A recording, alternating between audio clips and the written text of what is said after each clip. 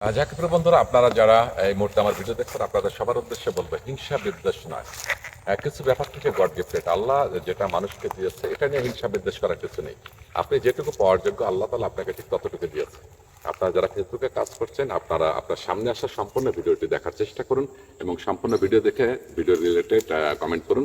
পাশাপাশি ওই ভিডিওতে যারা কমেন্ট করেছে তাদের কিছু রিপ্লাই কমেন্ট করেন এবং কিছু রিয়াকশন দিয়ে যান। অবশ্যই আপনিও সফলতা পাবেন, আমি বিশ্বাস করি। যাই হোক প্রিয় বন্ধুরা, আমি আপনাদের আবারও বলছি যে আপনাদের ভিডিওর মানটা উন্নত করুন। আপনারা যদি পেমেন্ট পেতে চান ফেসবুক থেকে, আপনার যে লাইক ভিউজ কেন আসবে?